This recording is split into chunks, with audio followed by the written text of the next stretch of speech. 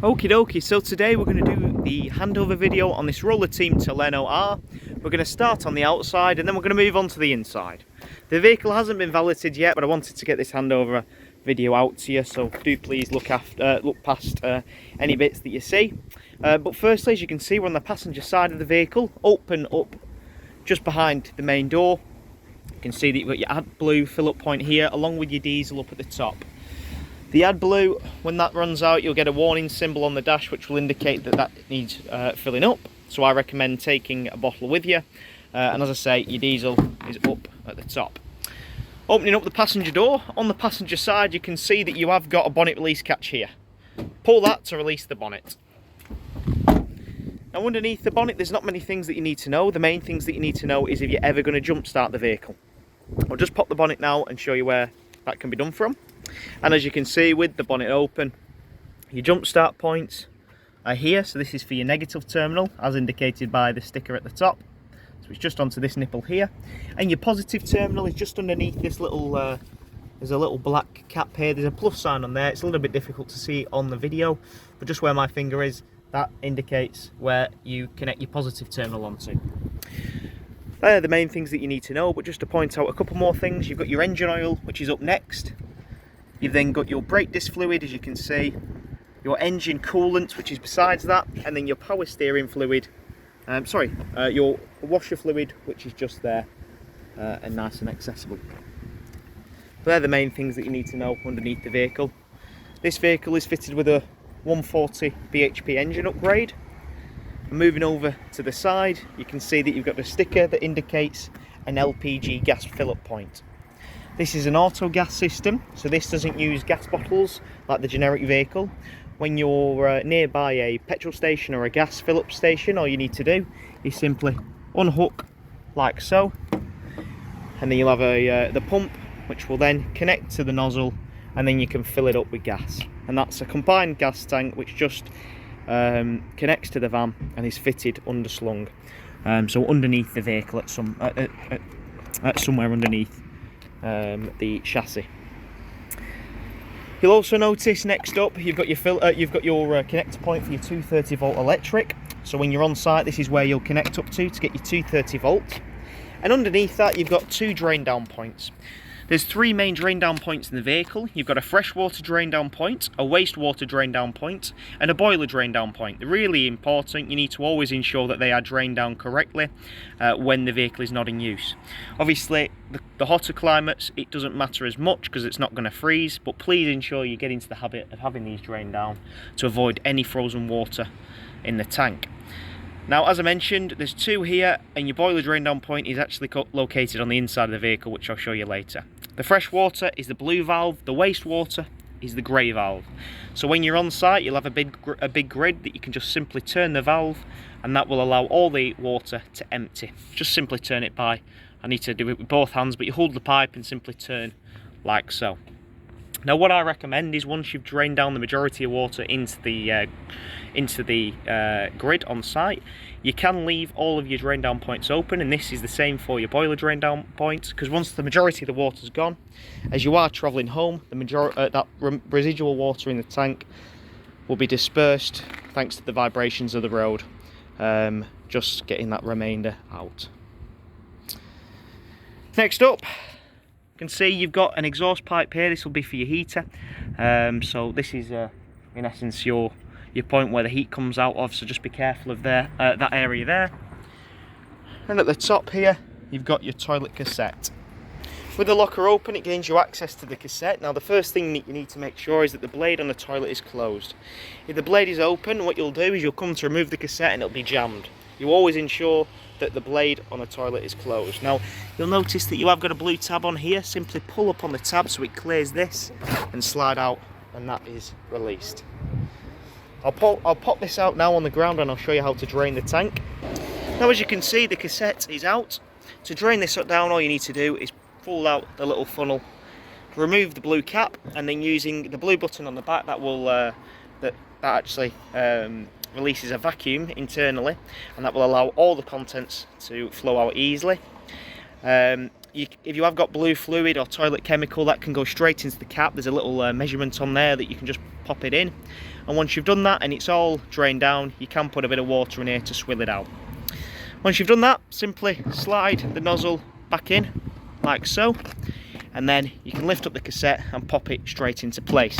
Before I do, I'll also point out you've got this little blue lever here. This turns and twists. This always needs to stay in this position. There should be no need for you to move that or anything. That is what makes contact with the blade when you open and close the blade on the toilet. Now I'll show you how to do that on the inside, but please ensure that is in that position. Should never need to turn that, because if you've got it out, it's obviously in the right position. Now, as I mentioned, putting it back in, all you need to do is simply line it up and push it all the way back until that blue latches in and secures it in place. On the back of the vehicle, you've got a bike rack, which is nice and accessible, which is dead handy to have, along with the rails here, which will connect onto the bike frame. Opening up the back, you've got your barn doors like so. You've got another handle on here which will open it up. It'll gain you access to the rear section of the vehicle. In here, just whilst we're here, you can see you've got a bit of storage in here, along with a box with a red lid on it. That is for your leisure battery, so that's where your leisure battery is stored, just underneath there. And underneath here, you've also got a little bit more storage as well. Now, whilst we're in the back, as you can see, this is loose at the moment. You can actually take this down as it is at the moment and use this for more storage. But if you would like, you can turn this area into a bed. To do that, you just slot this frame into this position here, which I'll do for you in a short second, and you make up this into a bed. I'll just do that for you now. Now, as you can see, I've just popped that frame in position and put the cushions in to make up the big double bed, and there you are. You've got your big double bed ready for sleeping. You've also got these nice reading lights as well, and of course you have got your top bunk, which is right up at the top, as you can see. Now, before we do move on, I've just moved them cushions out of the way. Underneath your bench seat, you can lift this section up. You can actually access the battery from here, and also you've got a nice bit of storage. And then just in this box here, I'll show you this when we're on the inside of the vehicle when we walk through, but you've got your Sergeant unit there. Now, as I say, we'll come back to that later once we're on the inside of the vehicle. Moving on, you can see that you've got your Dometic fridge vents here. Just one thing with the fridge, obviously this is where it pulls its air from, so please be mindful that if it is a hot day and you've got the sun baking down on this side of the vehicle, if you can, keep this area in shade or turn the vehicle around, because that will allow the fridge to work a lot more efficiently. Next to that as well, you'll notice you've got a little cap here. This is for your fresh water, so when you're on site, this is where you can fill it up from. All you need to do is turn the cap, take it out, and then using a food grade hose pipe, put the hose pipe in there and fill that tank up. When it's overflowing and spurting out, you know that you've filled the tank, and you're good to continue. Now, this vehicle will hold about 100 litres of water, and that is where you do it from. So we're now moving on to the inside of the vehicle. You can see that you've got your two swivel seats at the front, along with your two rear passenger seats as well, equipped with travelling seat belts. Once we're in the vehicle, in the back here, you can see that you've got your kitchen, so you've got your tap and your two hobs, along with your grill, which is just below that. In here you've got a nice bit of storage, cutlery drawer, bit of storage beneath it as well, so it's really handy to get to. And finally, just below the grill, you've also got a bit more storage. Now, underneath the grill brings us on to the drain down point, or the final drain down point rather, which is your boiler drain down point. As I mentioned on the outside, you've got three, and this is your final one, which is internal to the vehicle. Now, at the moment, it's this little yellow toggle here, and this is all you need to know. So, turn that, as you can see, that closes it, and then turn it the other way to open it. So depending on which way you're wanting to, when you're using the vehicle, if you're using it, you need to pull it towards you. If you're not using it, push it away from you, and that will drain the tank. It's dead easy, dead simple. And as I say, that will drain the boiler itself. This is more important actually than the waste and fresh water tank. You need to always ensure this is drained down, because as I say, if you do get frozen water in the system, it's an absolute nightmare. It's a big job to replace, so please make sure that the vehicle is always drained down. Moving away from the kitchen, in here you've got a nice bit of hanging space and storage, and beneath that you've got your fridge. This is a Dometic fridge, as you can see. And it's a three-way system. There's 3 ways to power it. Now if we come to this dial here, at the moment it's off as indicated. You can run this fridge off 230 volt electric as indicated by the little plug icon. You can also run it off the leisure battery, and finally you can run it off the gas, which is that little flame symbol there. Now say for example you're wild camping. You'll run this off your gas, the fridge. A lot of people think they can run it off the 12 volt leisure battery, but that's not the case, as you'd simply sap the leisure battery of all of its energy, because it does take a lot of power, this. So the only time you can run your 12 volt leisure battery is when the vehicle is on and you've got the ignition running. If not, it's not going to work. The reason for that is you've got a built-in alternator with this vehicle, which will send charge to the leisure battery, which will ultimately allow you to power the fridge. So as I say, if you're wild camping, stick it on gas. If you're travelling, put it on your 12 volt. And finally, when you're on site, which majority of the time you may be, run it off your 230 volt electric. When you're not using it, simply put it in the off position like so.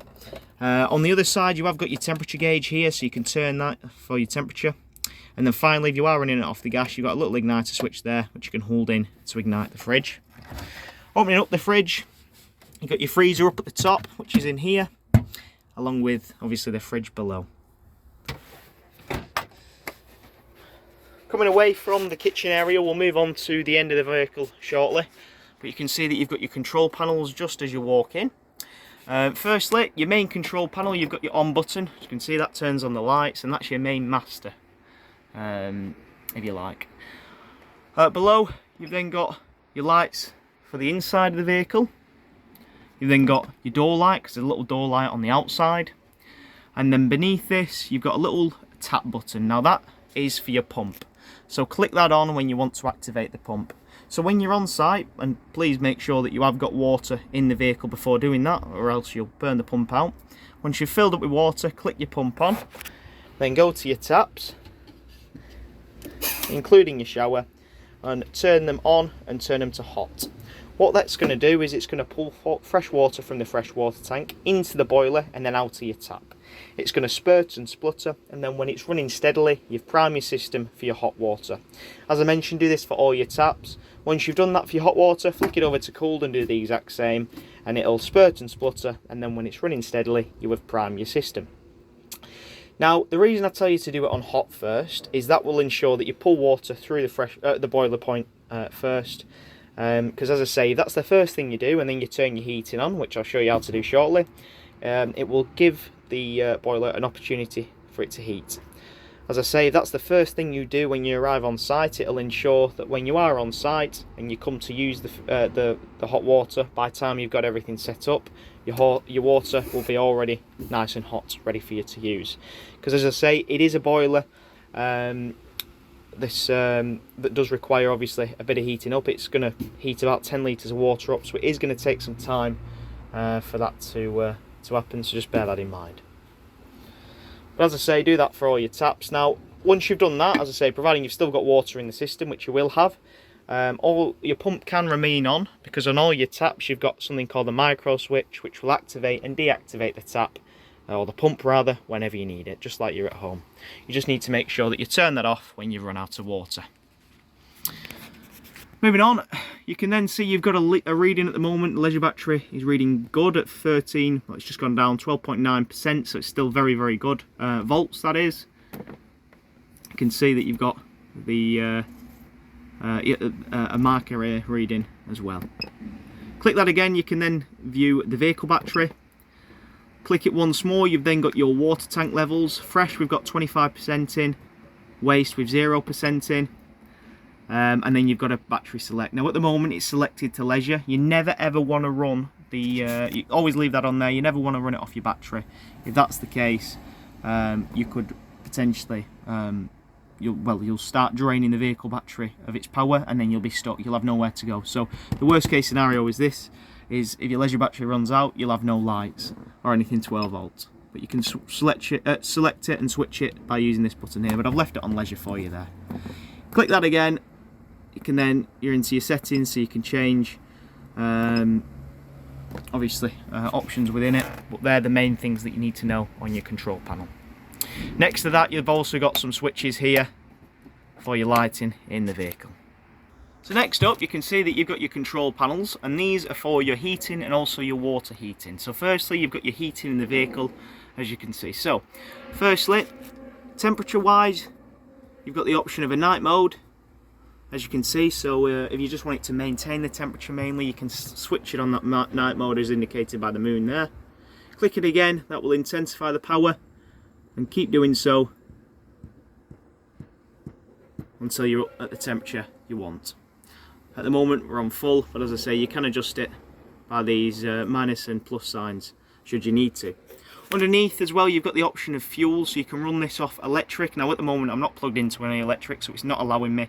You've got three options of electric. You can run it off EL1, EL2 or EL3 depending on how much electric you've got.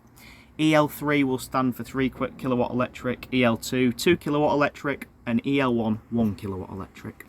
Finally, you can then also run it off gas, which is this little symbol here, this little gas flame. Click that and that will allow you to run the heating off gas.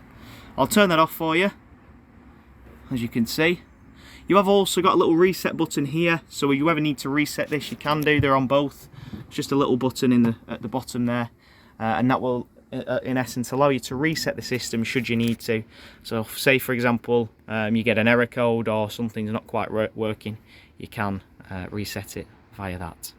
Next up, you've then got your water temperature. As you can see, you've got your eco mode, which is a little leaf, as you can see in that icon, or you've got your boost mode. So when you're on site, you're going to stick it on your boost mode initially, just to get it up to temperature if you can. And that's just again done by the plus and minuses sign. And then we've got the exact same below. You've got your option of running it off electric or gas, and again you've got the option of how much you want to use, and also, as I say, the intensity of the heating. And that's all done up there. Dead easy and dead simple. Okie dokie, so we're now moving into the back area again, going into your bathroom area. So in here you've got your toilet and also your shower. Now we've discussed obviously about shower and how that works. In here you've got your sink that tucks away, which is dead handy, along with another tap, which as I say you'll need to prime, like everything else. Now just one thing before I move on to the toilet. The shower base, you just need to be careful about what you're storing in here. You don't want the shower base to crack at any time because it is just plastic, so just please bear that in mind. Be careful about putting heavy things on there. Now, as I say, the toilet is dead simple. The blade on the toilet, which I kept on banging on about when we was on the outside of the vehicle, is this piece of plastic here. It's this black or grey plastic lever. Push away from you to open, pull towards you to close. So when you are using the cassette, that needs to open so all the waste can drop into the cassette. And once you've done that, click the blue button which is up there at the top. That will activate your flush, and that will flush the tank, or flush the cassette. Once you've done that, pull the grey handle towards you to close the cassette, so you're good to go. Just going back over to the flush, you need to make sure that you have your pump on for that to operate, which is just worth knowing because that takes it out of the fresh water tank. One final thing about the blade, as I say, ensure that you close it after use. One, to get into the habit of having that closed for when you come to remove the cassette, so you don't have that issue with it getting jammed, but it'll also stop any odours from escaping because it's all nice and sealed. At the back as well, you've got a little indicator. At the moment it's green. If it goes to red, that just indicates that you need to empty the cassette.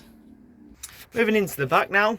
One thing I forgot to mention is the top bunk does remove. You can see that will just come loose, and you can remove that if you want some head height and you don't want to use the top bunk. You've got two of these which will of course remove nice and easy for you. Now finally in the back, as I mentioned on the outside, the final bit to point out is your sergeant unit, which is just here. You've got your fuses which are located in here, so if you do blow a fuse, they can all be found here. They're not any special fuses, you can just get them from Halford, so I recommend getting a replacement. And your RCD breaker is here, so if the vehicle ever trips, you can come to this point on the van. You'll also notice up here, you've got the option of a heater for your tank. You've also got a shutdown button here, which if you're not using the vehicle for months on end, you can click that so your leisure battery doesn't drain. I personally wouldn't recommend doing that because it can involve resetting and restarting the system when you are using the vehicle again. So the main things that you need to know is what I've shown you. You've also got the charger here as well. Keep that pressed down. As I say, there's not much that you need to know on here. The main things are the RCD breaker and the fuses, but these are bits that you can obviously use if necessary. Now the final thing to show you on the vehicle is where you can show that what level your gas is at. Now as you can see on the driver's side, if I open up the door, you've got this sticker here that indicates for LPG. Just click this. As you can see, just one second, let me turn it on. So underneath this will then show, it will actually just show automatically. I have no gas in the vehicle at the moment by the looks of things, but that will automatically show at what level you've got. You've got low and high, so it gives you a rough gauge of what you've got in the vehicle. And that's just located, as I say, on the driver's side. Now that concludes the handover video on this Roller Team Toleno R. I hope you enjoyed.